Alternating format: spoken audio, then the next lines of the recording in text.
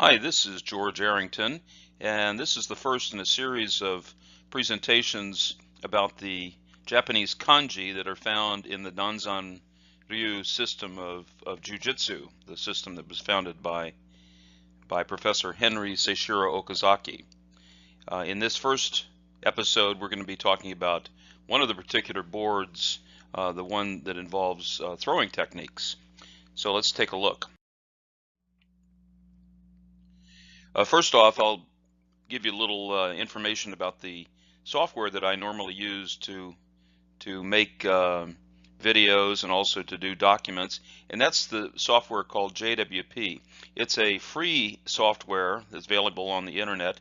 JWP stands for Japanese Word Processor, and like I say, it's a free software that you can download and install on your computer. Here's a picture of one of the screens that I used to put together my book, Mokoroku and Kaiden Sho. A little more information about that book later, but this is what it looks like. It's very easy to use. You have to learn a few things about it, but if you're learning Japanese or want to do something with the Japanese language, it's a real good place to start. So if you want to find it on the internet, I would do a search for JWP CE, and that's the best way to find it. Another thing I'll talk about real quickly is kanji fonts. In most PCs, you have a couple of different ones. One is called MS Mincho, which is like a newspaper font.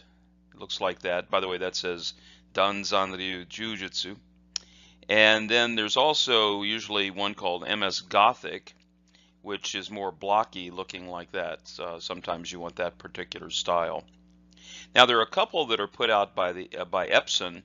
One that I particularly like is a calligraphic or calligraphy style that looks like this, kind of like that one for a lot of the documents I do. And then another one I found that's kind of interesting is one called Kozan, and it looks like this, and as you can see, it looks like it's been handwritten. So depending on what you want to do, these different fonts are available, and a whole bunch more. So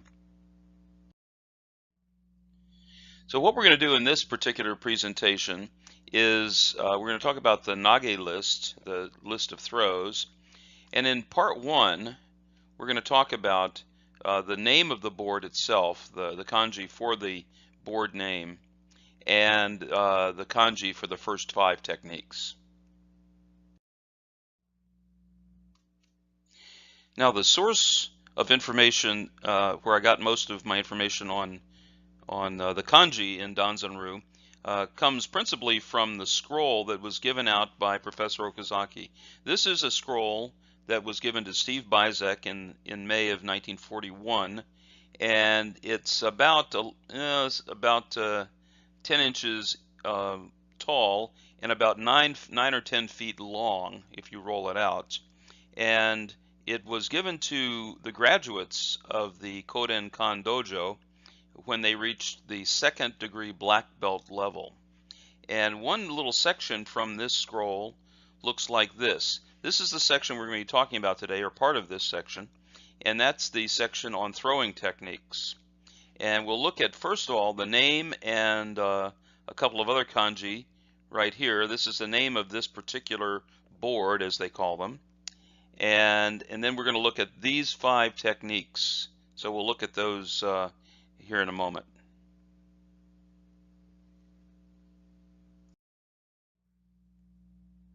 So the first thing we will look at is the name of the board, and then a couple of words that come after that name.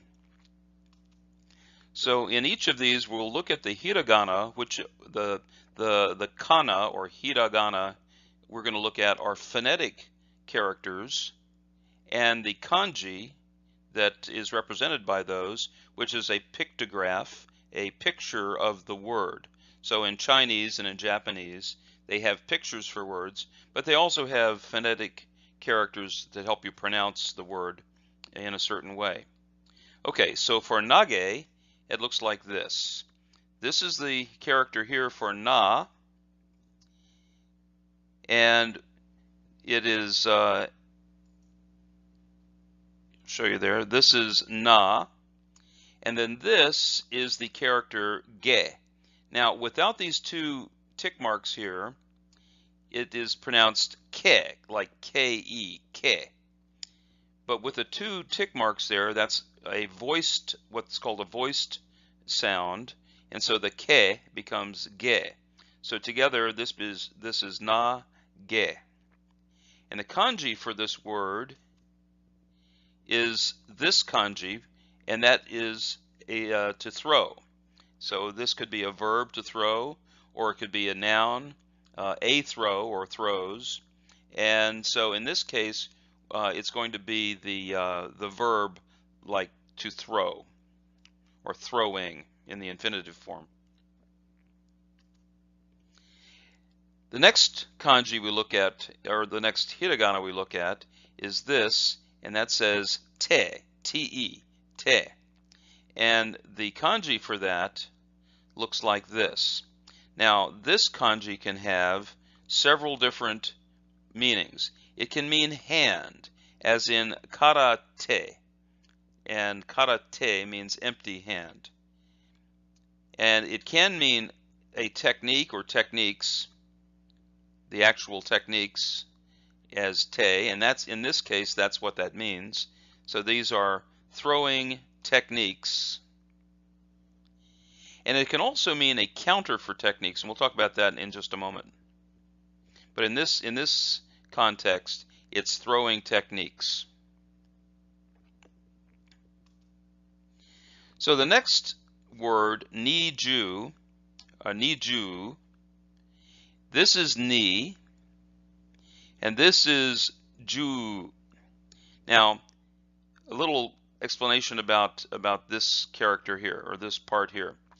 This swooping hiragana here without the two tick marks is pronounced shi. So that would be shi. But with the two tick marks, it's voiced into G, like J-I. So this shi becomes G. Now, this hiragana here is the hiragana for you, Y-U.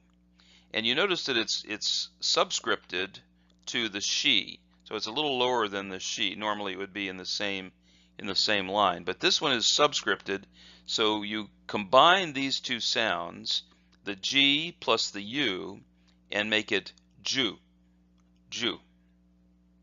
But in this particular case, this word has an elongated U sound, and this is the hiragana for U. So this becomes ju, ju. So this is pronounced niju, and the kanji for this looks like this. Ni is the word for two, and ju is the word for 10. So 2 10s make a 20. And then finally we see te again, and it is the same word, te. But in this case, it does not mean hand or technique. It means a counter for techniques.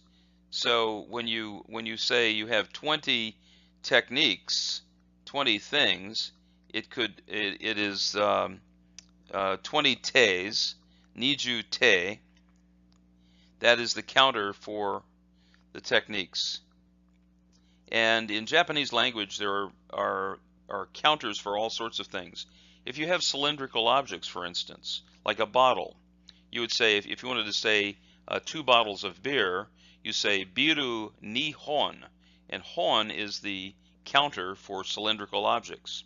If you have flat objects like a piece of paper or even a floor of a building, you say hai. So you would say ni hai for 2 floors. So if you're going up an elevator and you go to the 2nd floor, you say you press the one and say, it would say ni hai, and that would be the floor you'd get off on.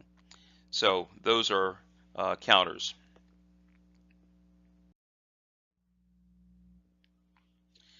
Okay, the first technique that we will look at is called Deashi Harai, and this is an interesting technique. First of all, we will look at this hiragana, and you notice that it looks like the te, but it has been voiced into de. So te becomes de. And then what that means is this character, like so, and it means forward or advanced. Now, when you say advanced, it doesn't mean advanced as in more complicated. It means advanced, something which is pushed forward. And then the next term, ashi, this is a, and this is shi. Now you may recognize that from the ju that we looked at before, where shi became ji, and then when it was voiced. But in this case, it's not voiced, and it's just shi. So a shi. And that word is, or that kanji is this kanji, and the definition of that is foot, or it can also mean leg, depending on the context. And then next, we have this word, which if you're in the West, you would look at this and say, harai, harai. But in Japanese, you pronounce every single syllable with approximately the same emphasis. So this would be ha, this would be ra, and by the way, the R sound in Japanese is almost like a D plus an R together, ra, ra. So ha, ra, and then this is e, e. So this is harai, harai, or harai, harai, if it's pronounced correctly in Japanese.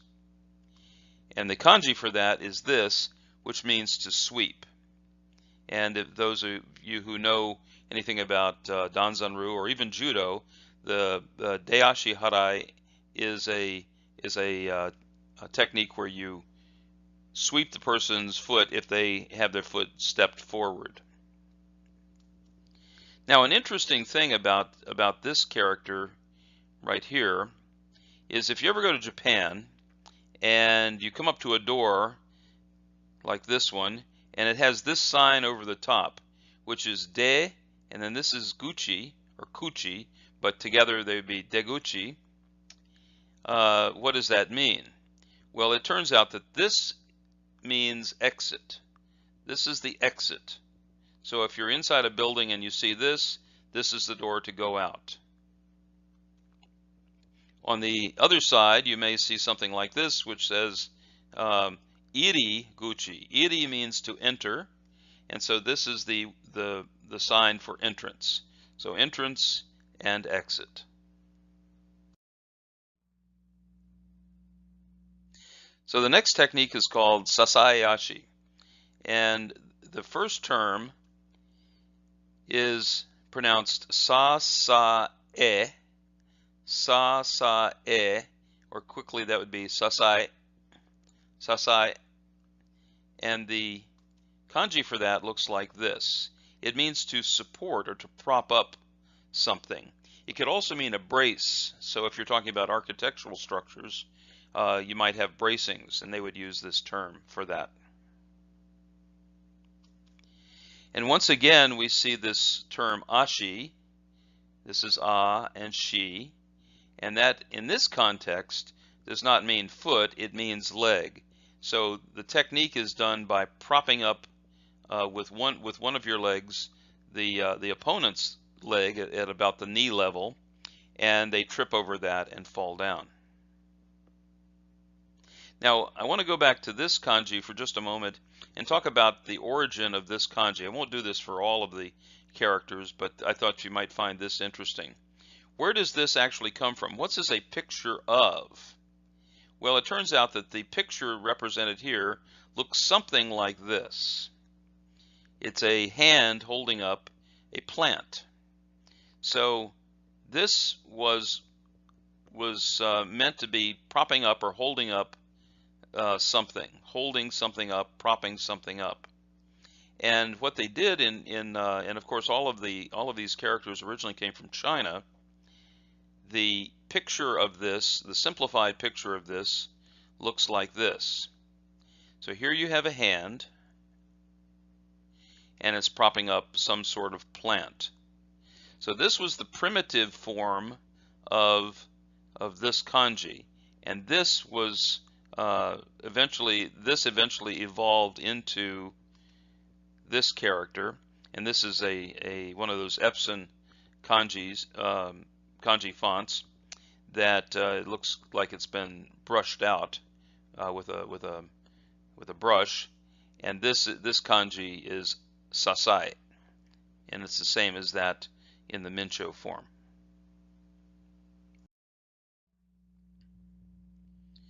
Okay, so the next technique is called okuri harai. Okuri harai.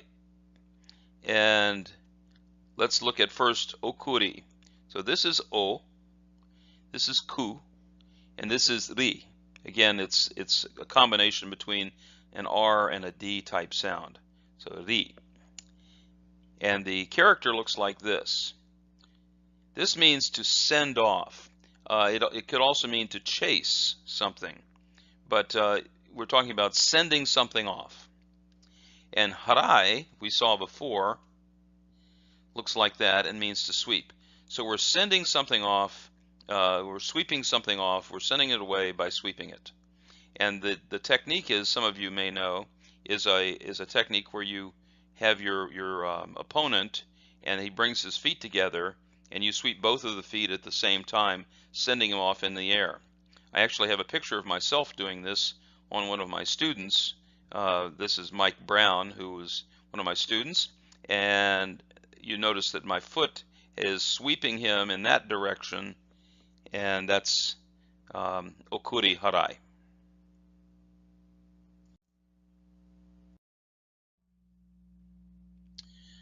So the next technique is called soto gama. Soto gama. So what does this look like? So the hiragana for soto is, this is so, and this is to, and the kanji for that is this kanji, which means outside. Now this character can mean a couple of different things.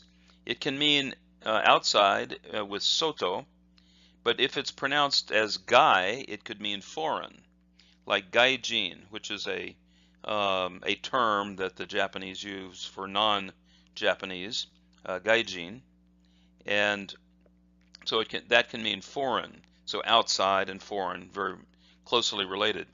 But it also can mean, if it is pronounced hazushi, it can mean to escape or to release from.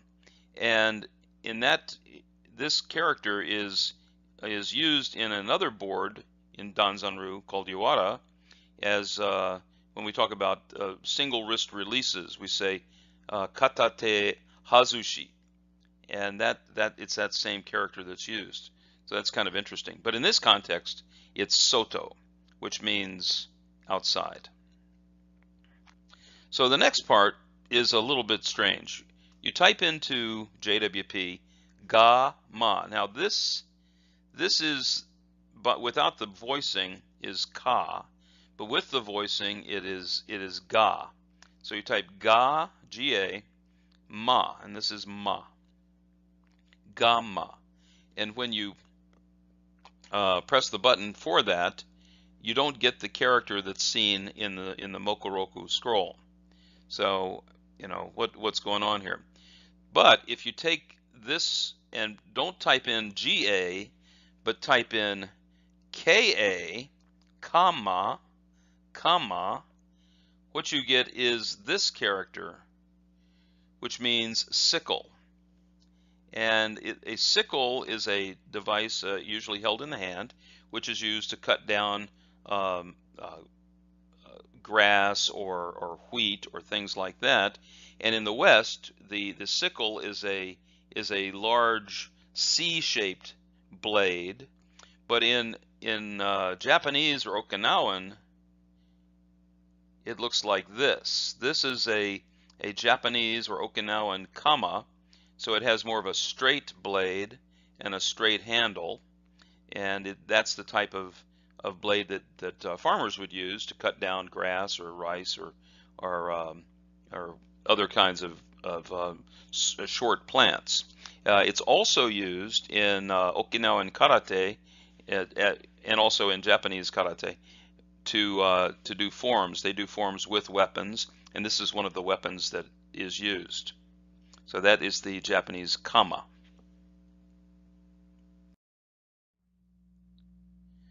So the last technique in the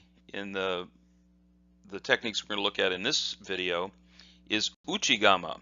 Now the gamma is going to be the same, and that's why I left the comma there. So we have now something new. U, which we saw earlier when we elongated the niju, and then we have chi. We put those together. Uchi is the kanji that looks like this, and it means inside or inner. And I think you can probably detect the kind of the picture there that this thing is inside this box. So that means inside. So that's uchi. And then kama, which normally it is read as gamma, is a sickle. Now in Japanese, you might ask the question, why isn't it uchikama? Well, in the Japanese language, that doesn't sound good to the Japanese ear, so they use a gamma. Another example of that might be for the hip throw that we'll see in another video is ogoshi. Well, the Japanese word for hip is not goshi, it's koshi. So they sometimes will put these different sounds onto words to make them sound better.